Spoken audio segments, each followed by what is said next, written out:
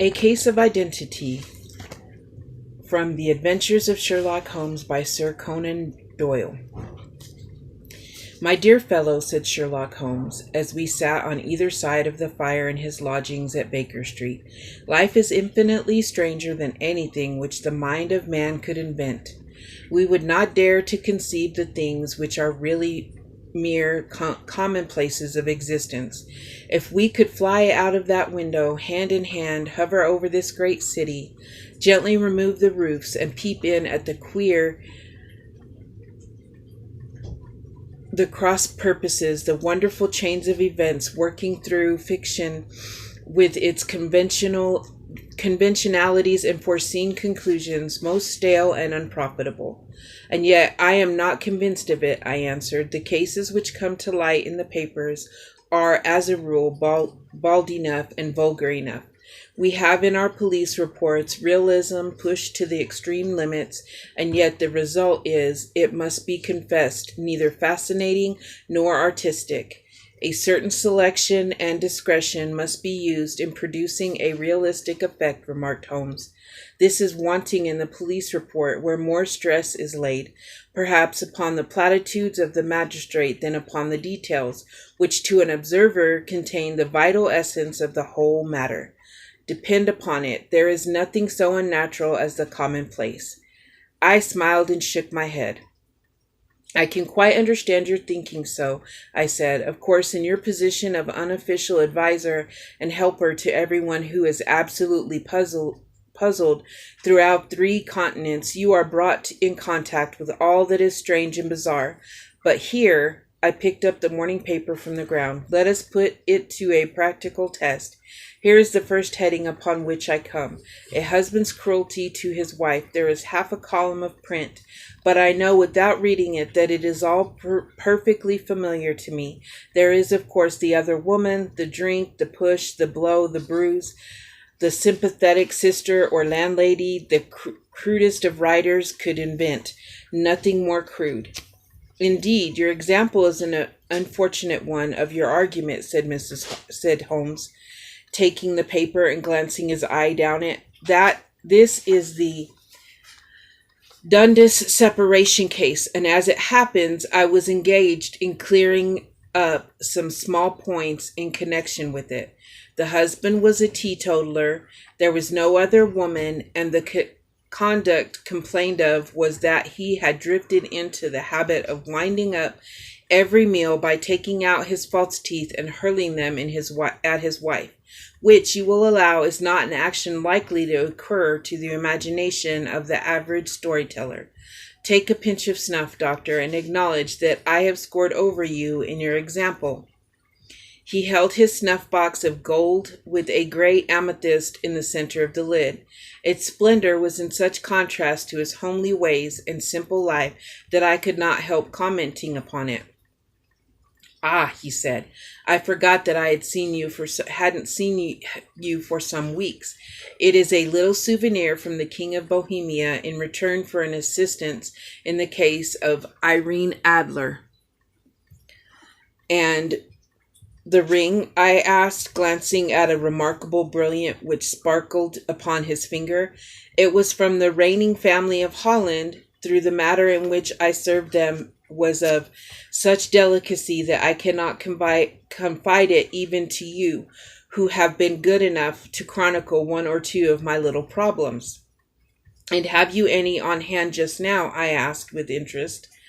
"Some 10 or 12, but none which present any feature of interest. They are important, you understand, without being interesting. Indeed, I have found that it is usually in unimportant matters that there is a field of the observation and for the quick analysis of cause and effect, which gives the charm to an investigation. The larger crimes are apt to be the simpler, for the bigger the crime, the more obvious, as a rule, is the motive. In these cases, save for one rather intricate matter which has been referred to me from Marcellus, there is nothing which presents any features of interest. It is possible, however, that I may have something better before very many minutes are over, for this is one of my clients, or I am much mistaken." He had risen from his chair and was standing between the parted blinds, gazing down into the dull, neutral-tinted London street, looking over his shoulder. I saw that on the pavement opposite there stood a large woman, with a heavy fur boa round her neck and a large curling red feather in a broad-brimmed hat which was tilted in a coquettish Duchess of Devonshire fashion over her ear. From under this great panoply she peeped up in a nervous, hesitating fashion at our windows, while her body oscillated back and forward and her fingers fidgeted with her glove buttons. Suddenly, with a plunge as of the swimmer who leaves the bank, she hurried across the road, and we heard the sharp clang of the bell. "I have seen those symptoms before," said Holmes, throwing his cigarette into the fire.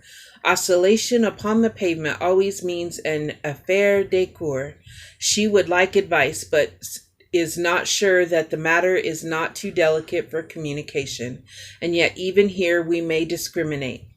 When a woman has been seriously wronged by a man, she no longer oscillates, and the usual symptoms is a broken bell wire. Here we may take it that there is a love matter, but that the maiden is not so much angry as perplexed or grieved. But here she comes in person to resolve our doubts." As he spoke, there was a tap at the door, and the boy in buttons entered to announce Miss Mary Sutherland, while the lady herself loomed behind his small black figure like a full-sailed merchantman behind a tiny pilot boat. Sherlock Holmes welcomed her with the easy courtesy for which he was remarkable, and having closed the door and bowed her into an armchair, he looked her over in the minute and yet abstracted fashion which was peculiar to him. "Do you not find," he said, "that with your short sight it is a little trying to do so much typewriting?" "I did at first," she answered, "but now I know where the letters are without looking." Then, suddenly realizing the full purport of his words, she gave a violent start and looked up, with fear and astonishment upon her broad, good-humored face. "You've heard about me, Mr. Holmes?" she cried. "Else how could you know all that?" "Never mind," said Holmes, laughing. "It is my business to know things. Perhaps I have trained myself to see what others overlook. If not, why should you come to consult me?" "I came to you, sir, because I heard of you from Mrs. Etheridge, whose husband you found is so easy when the police and everyone had given him up for dead. Oh, Mr. Holmes, I wish you would do as much for me. I'm not rich, but still I have 100 a year in my own right, besides the little that I make by the machine, and I would give it all to know what has become of Mr. Hosmer Angel." "Why did you come away to consult me in such a hurry?" asked Sherlock Holmes, with his fingertips together and his eyes to the ceiling. Again, a startled look came over what somewhat vacuous face of Miss Mary Sutherland. "Yes, I did bang out of the house," she said, "for it made me angry to see the easy way in which Mr. Windibank, that is, my father, took it all. He would not go to the police, and he would not go to you, and so at last, as he was to do nothing, and kept on saying that there was no harm done, it made me mad, and I just on with my things and came right away to you." "Your father?" said Holmes. "Your stepfather, surely, since the name is different." "Yes, my stepfather. I call him father, though it sounds funny, too, for he is only 5 years and 2 months older than myself." "And your mother is alive?" "Oh, yes, mother is alive and well. I wasn't best pleased, Mr. Holmes, when she married again so soon after her father's death, and a man who was nearly 15 years younger than herself. Father was a plumber in the Tottenham courtyard, and he left a tidy business behind, which mother carried on with Mr. Hardy, the foreman. But when Mr. Windibank came, he made her sell the business, and he was very superior, being a traveller in wines. They got £4,700 for the goodwill and interest, which wasn't near as much as father would have got if he had been alive." I had expected to see Sherlock Holmes impatient under this rambling and inconsequential narrative, but, on the contrary, he had listened with the greatest concentration of attention. "Your own little income?" he asked. "Does it come out of the business?" "Oh, no, sir. It is quite separate, and was left to me by my Uncle Ned in Auckland. It is in New Zealand stocks, paying 4.5%. £2,500 was the amount, but I could only touch the interest." "You interest me extremely," said Holmes, "and since you draw so large a sum as 100 a year, with what you earn in the bargain, you no doubt travel a little and indulge yourself in every way. I believe that a single lady can get on very nicely upon an income of about £60.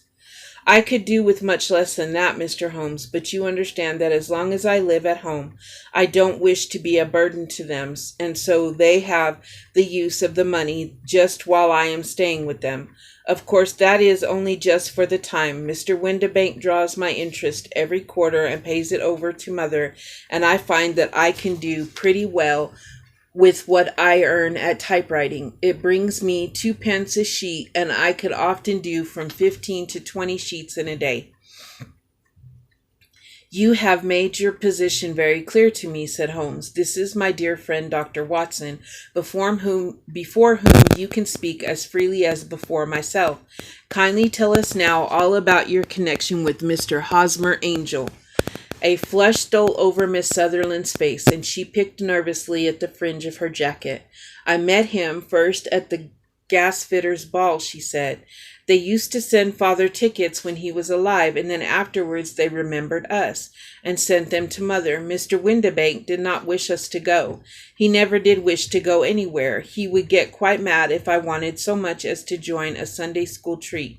But this time I was set on going. I would go, for what right had he to prevent? He said the folk were not fit for us to know, when all Father's friends were to be there.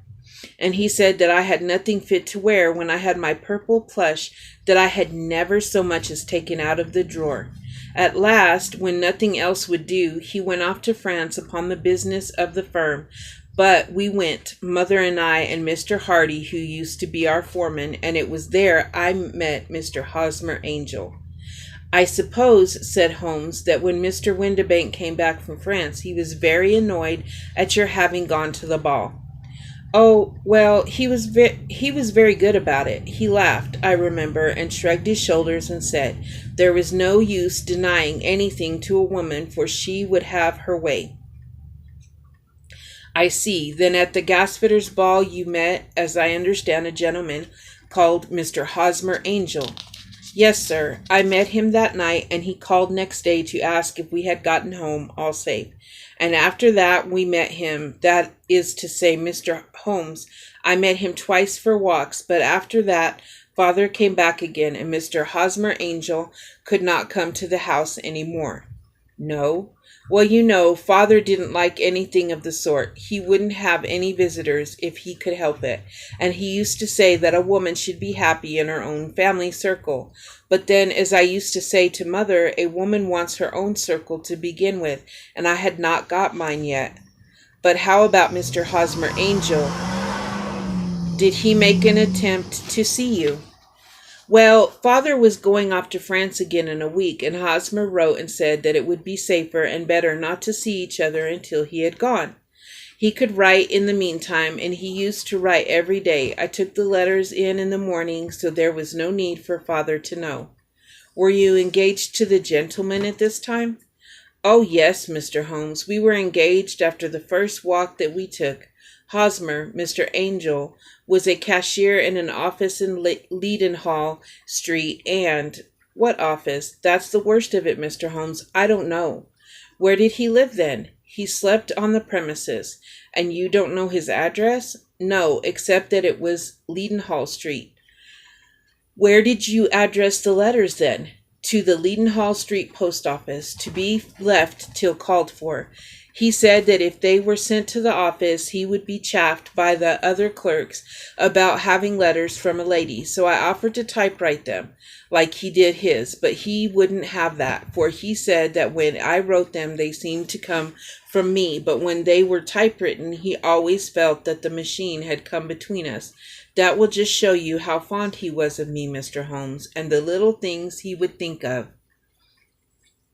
It was most suggestive, said Holmes.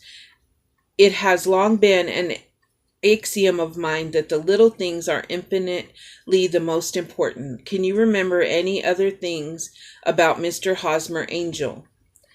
He was a very shy man, Mr. Holmes. He would rather walk with me in the evening than in the daylight, for he said that he hated to be conspicuous. Very retiring and gentlemanly, he said.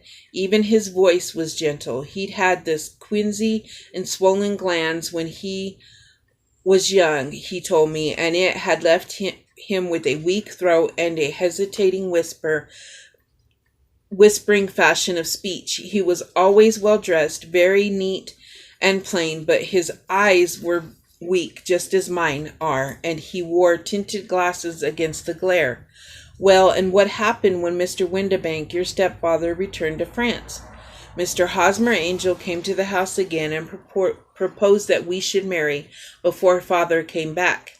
He was in dreadful earnest and made me swear with my hands on the testament that whatever happened I would always be true to him. Mother said he was quite right to make me swear and that it was a sign of his passion. Mother was all in his favor from the first and was even fonder of him than I was. Then, when they talked of marrying within the week, I began to ask about father. But they both said never to mind about father, but just to tell him afterwards. And mother said she would make it all right with him. I didn't quite like that, Mr. Holmes. It seemed funny that I should ask his leave, as he was only a few years older than me. But I didn't want to do anything on the sly, so I wrote to father at Bordeaux, where the company has its French offices. But the letter came back to me on the very morning of the wedding. It missed him then? Yes, sir, for he had started to England just before it arrived. Ha! That was unfortunate. Your wedding was arranged, then, for the Friday. Was it to be in church? Yes, sir, but very quietly. It was to be at St. Saviour's near King's Cross, and we were to have breakfast afterwards at the St. Pancras Hotel. Hosmer came for us in a hansom, but as there were two of us, he put us both into it and stepped himself into a four-wheeler, which happened to be the only other cab in the street. We got to the church first, and when the four-wheeler drove up, we waited for him to step out, but he never did, and when the cabman got down from the box and looked, there was no one there. The cabman said that he could not imagine what had become of him, for he had seen him get in with his own eyes. That was last Friday, Mr. Holmes, and I have never seen or heard anything since then to throw any light upon what became of him. It seems to me that you have been shamefully treated, said Holmes. Oh, no, sir. He was too good and kind to leave me so. Why, all the morning he was saying to me that whatever happened, I was to be true, and that even if something quite unforeseen occurred to separate us, I was always to remember that I was pledged to him, and that he would claim his pledge sooner or later. It seems strange talk for a wedding morning, but what has happened since gives a meaning to it. Most certainly it does. Your own opinion is, then, that some unforeseen catastrophe has occurred to him. Yes, sir, I believe he foresaw some danger, or else he would have not talked so, and then I think that what he foresaw happened. But you have no notion as to what it could have been. None. One more question. How did your mother take the matter? She was angry and said that I was never to speak of the matter again. And your father, did you tell him? Yes, and he seemed to think with me that something had happened and that I should hear of Hosmer again. As he said, what interest could anyone have in bringing me to the doors of the church and then leaving me? Now, if he had borrowed my money, or if he had married me and got my money settled on him, there might be some reason. But Hosmer was very independent about money and never would look at a shilling of mine. And yet, what could have happened, and why could he not write? Oh, it drives me half mad to think of it, and I can't sleep a wink at night. She pulled a little handkerchief out of her muff and began to sob heavily into it. I shall glance into the case for you, said Holmes, rising, and I have no doubt that we shall reach some definite result. Let the weight of the matter rest upon me now, and do not let your mind dwell upon it further. Above all, try to let Mr. Hosmer Angel vanish from your memory as he has done from your life. Then you don't think I'll see him again? I fear not. Then what has happened to him? You will leave the question in my hands. I should like an accurate description of him and any letters of his which you can spare. I advertised for him in last Saturday's Chronicle, said she. Here is the slip, and here are 4 letters from him. Thank you. And your address? Number 31 Lion Place, Camberwell. Mr. Angel's address never had, I understand. Where is your father's place of business? He travels for Westhouse and Marbank, the great claret importers of French Church Street. Thank you. You have made your statement very clearly. You will leave the papers here, and remember the advice which I have given you. Let the whole incident be a sealed book, and do not allow it to affect your life.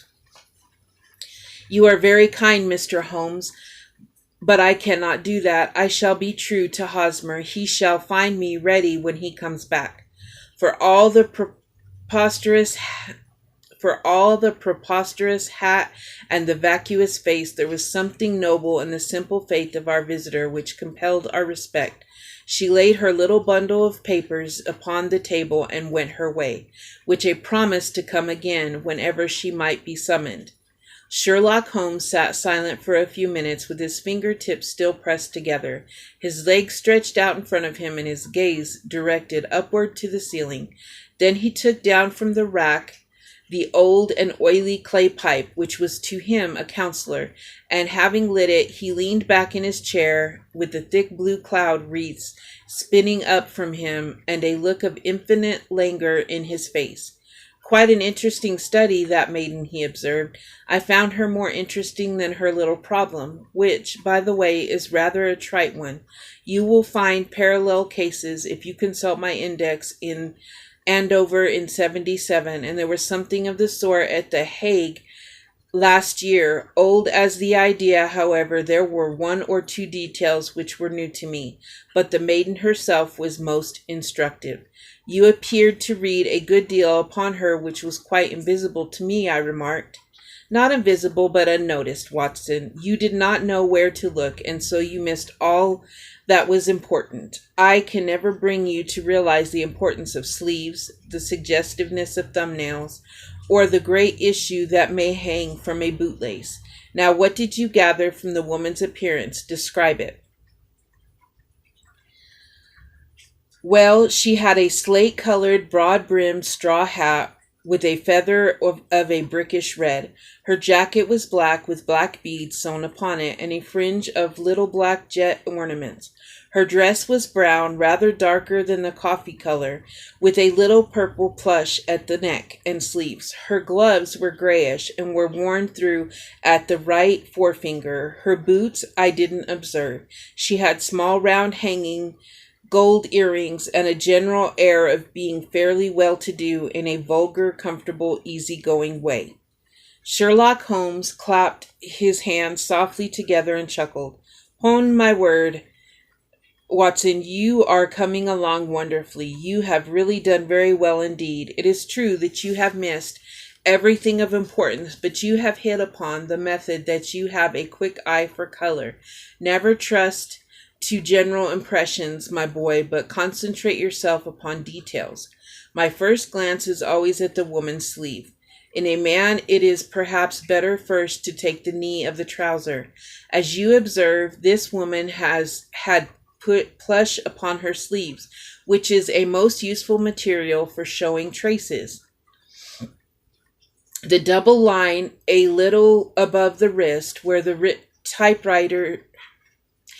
typewritist presses against the table and beautifully defined. The sewing machine of the hand type leaves a similar mark, but only on the left arm and on the side of its farthest from the thumb.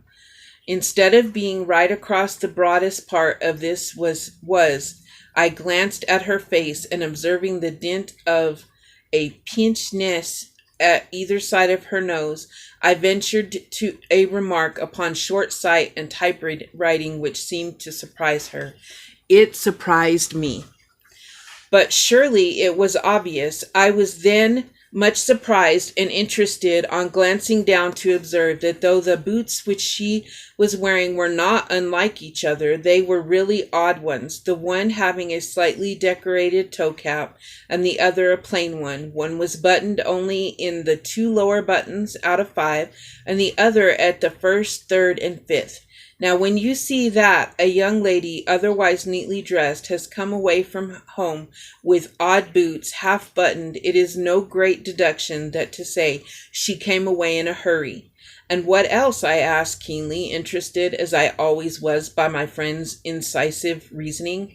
I noted in passing that she had written a note before leaving home, but after being fully dressed, she observed that her right glove was torn at the forefinger, but you did not apparently see that both glove and finger were stained with violet ink. She had written in a hurry and dipped her pen too deep. It must have been this morning, or the mark would not remain clear upon the finger. All this is amusing, though rather elementary, but I must go back to business. Watson, would you mind reading me the advertised description of Mr. Hosmer Angel?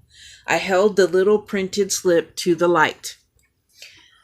Missing, it said, on the morning of the 14th, a gentleman named Hosmer Angel, about 5'7" in height, strongly built, sallow complexion, black hair, a little bald in the center, bushy black side whiskers and mustache, tinted glasses, slight infirmity of speech, was dressed when last seen in black frock coat faced with silk, black waistcoat, gold Albert chain, and gray Harris tweed trousers with brown gaiters over elastic-sided boots. Anybody bringing, etc., etc. That will do, said Holmes. As that will do, said Holmes. As to the letters, he continued, glancing over them, they are very commonplace.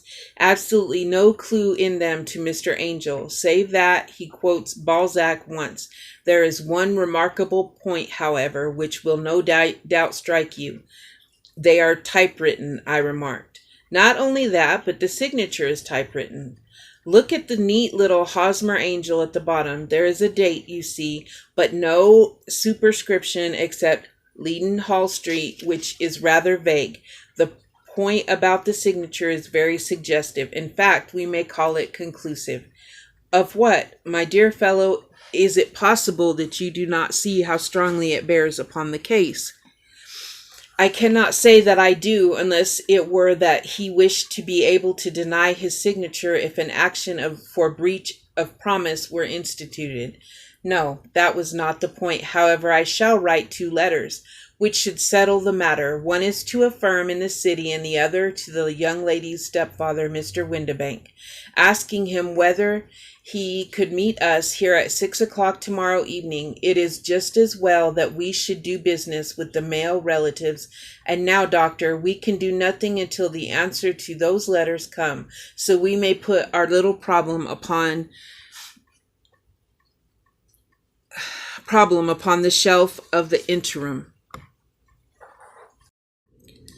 I had so many reasons to believe in my friend's subtle powers of reasoning and extraordinary energy and action that I felt that he must have some solid grounds for the assured and easy demeanor with which he treated the singular mystery which he had been called upon to fathom. Once only had I known him to fail in the case of the King of Bohemia and the Irene Adler photograph. But when I looked back to the weird business of the sign of 4 and the extraordinary circumstances connected to the study in scarlet, I felt that it would be a strange tangle indeed which he could not unravel.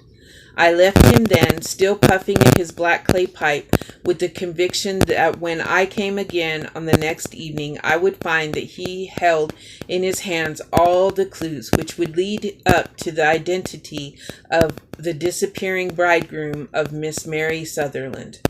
A professional case of great gravity was engaging my own attention. At this time, and the whole next day, I was busy at the bedside of the sufferer. It was not until close upon 6 o'clock that I found myself free and was able to spring into a hansom and drive to Baker Street, half afraid that I might be too late to assist the denouement of the little mystery. I found Sherlock Holmes alone, however, half asleep, with his long, thin form curled up to the recesses of his armchair.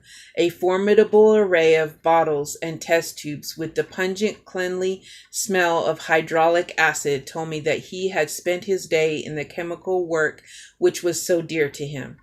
"Well, have you solved it?" I asked as I entered. "Yes, it was the bisulfate of baryta." No, the mystery," I cried. "Oh, that. I thought of the salt that I have been working upon. There was never any mystery in the matter, though. As I said yesterday, some of the details are of interest. The only drawback is that there is no law, I fear, that can touch the scoundrel." "Who was he, then, and what was his object in deserting Miss Sutherland?" The question was hardly out of my mouth, and Holmes had not yet opened his lips to reply, when we heard heavy footfall in the passage and a tap at the door. "This is the girl's stepfather, Mr. James Windibank," said Holmes. "He has written to me to say that he would be here at 6. Come in." The man who entered was a sturdy, middle-sized fellow, some 30 years of age, clean-shaven and sallow-skinned, with a bland, insinuating manner, and a pair of wonderfully sharp and penetrating gray eyes. He shot a questioning glance at each of us, placed his shiny top hat upon the sideboard, and with a slight bow sidled down into the nearest chair. "Good evening, Mr. James Windibank," said Holmes. "I think that this typewritten letter is from you, in which you made an appointment with me for 6 o'clock. "Yes, sir. I am afraid that I am a little late, but I am not quite my own master, you know. I am sorry that Miss Sutherland has troubled you about this matter, for I think it is far better not to wash linen of the sort in public. It was quite against my wishes that she come, but she is very excitable, impulsive girl, as you may have noticed, and she is not easily controlled when she has made up her mind on a point. Of course, I did not mind you so much as you are connected with the official police. As you are not connected with the official police, but it is not pleasant to have a family misfortune like this noised abroad. Besides, it is useless expense, for how could you possibly find this Hosmer Angel?" "On the contrary," said Holmes quietly, "I have every reason to believe that I will succeed in discovering Mr. Hosmer Angel." Mr. Windibank gave a violent start and dropped his gloves. "I am delighted to hear it," he said. "It is a curious thing," remarked Holmes, "that a typewriter has really quite as much individuality as a man's handwriting, unless they are quite new. No two of them write exactly alike. Some letters get more worn than others, and some wear only on the one side. Now you remark in this note of yours, Mr. Windibank, that in every case there is some little slurred over the E and a slight defect in the tail of the R. There are 14 other characteristics, but those are the more obvious. We do all our correspondence with this machine at the office, and no doubt it is a little worn," our visitor answered, glancing keenly at Holmes with his bright little eyes. "And now I will show you what is really a very interesting study, Mr. Windibank," Holmes continued. "I think of writing another little monograph some of these days on the typewriter and its relation to crime. It is a subject to which I have devoted some little attention. I have here 4 letters which purport to come from the missing man. They are all typewritten. In each case, not only are the E's slurred and the R's tailless, but you will observe, if you care to use my magnifying lens, that the 14 other characteristics to which I have alluded are there as well." Mr. Windibank sprang out of his chair and picked up his hat. "I cannot waste time over this sort of fantastic talk, Mr. Holmes," he said. "If you can catch the man, catch him, and let me know when you have done it." "Certainly," said Holmes, stepping over and turning the key in the door. "I let you know then that I have caught him." "What? Where?" shouted Mr. Windibank, turning white to his lips and glancing about him like a rat in a trap. "Oh, it won't do, really it won't," said Holmes suavely. "There is no possible getting out of it, Mr. Windibank. It is quite too transparent that it was a very bad compliment when you said that it was impossible for me to solve so simple a question. That's right. Sit down and let us talk it over." Our visitor collapsed into a chair with a ghastly face and glitter of moisture on his brow. It's not actionable," he stammered. "I am very much afraid that it is not. But between ourselves, Windibank, it was cruel and selfish and heartless. A trick in a pretty way as ever came before me. Now let me just run over the course of events, and you will contradict me if I go wrong." The man sat huddled up in his chair with his head sunk upon his breast, like one who is utterly crushed. Holmes stuck his feet up on the corner of the mantelpiece and, leaning back with his hands in his pockets, began talking rather to himself, as it seemed, than to us. "The man married a woman very much older than himself for her money," said he, "and he enjoyed the use of the money of the daughter as long as she lived with them. It was a considerable sum for people in their position, and the loss of it would have made a serious difference.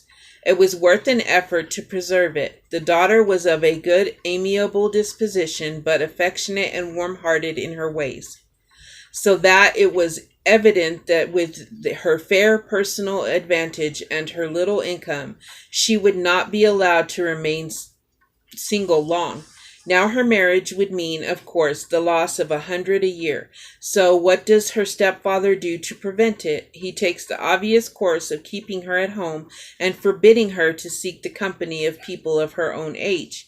But soon he found that would not answer forever. She became restive, insisted upon her rights, and finally announced her positive intention to go to a certain ball.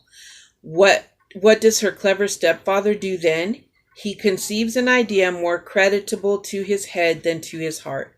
With the connivance and assistance of his wife, he disguised himself, covered those keen eyes with tinted glasses, masked the face with a mustache and a pair of bushy whiskers, sunk that clear voice into an insinuating whisper, and doubly secure on account of the girl's short sight, he appears as Mr. Hosmer Angel and keeps off other lovers by making love himself.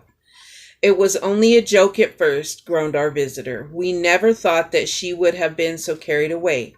Very likely not. However, that may be. The young lady was very decidedly carried away, and having quite made up her mind that her stepfather was in France, the suspicion of treachery never for an instant entered her mind. She was flattered by the gentleman's attentions, and the effect was increased by the loudly expressed admiration of her mother. Then Mr. Angel began to call, for it was obvious that the matter should be pushed as far as it would go if a real effect were to be produced. There were meetings and an engagement which would finally secure the girl's affections from turning towards anyone else. But the deception could not be kept up forever. These pretended journeys to France were rather cumbrous. The thing to do was clearly to bring the business to an end in such a dramatic manner that it would leave a permanent impression upon the young lady's mind and prevent her from looking upon any other suitor for some time to come. Hence those vows of fidelity exacted upon a testament, and hence also the allusions to a possibility of something happening to the very morning of the wedding. James Windibank wished Miss Sutherland to be so bound to Hosmer Angel and so uncertain as to his fate that for 10 years to come, at any rate, she would not listen to another man. As far as the church door he brought her, and then, as he could go no further, he conveniently vanished away to the old trick of stepping in at one door of the four-wheeler and out at the other. I think that was the claim of events, Mr. Windibank. Our visitor had recovered something of his assurance with Holmes, had been talking, and he rose from his chair now with cold sneer upon his pale face. "It may be so, or it may not, Mr. Holmes," said he, "but if you are so very sharp, you ought to be sharp enough to know that it is you who are breaking the law now, and not me. I have done nothing actionable from this first, but as long as you keep the door locked, you lay yourself open to an action for assault and illegal constraint." "The law cannot, as you say, touch you," said Holmes, unlocking and throwing open the door. "Yet there never was a man who deserved punishment more. If the young lady has a brother or a friend, he ought to lay a whip across your shoulders. By Jove," he continued, flushing up at the sight of the bitter sneer upon the man's face, "it is not part of my duties to my client, but here's a hunting crop handy, and I think I shall just treat myself to—" He took 2 swift steps to the whip, but before he could grasp it, there was a wild clatter of steps upon the stairs, the heavy hall door banged, and from the window he could see Mr. James Windibank running at the top of his speed down the road.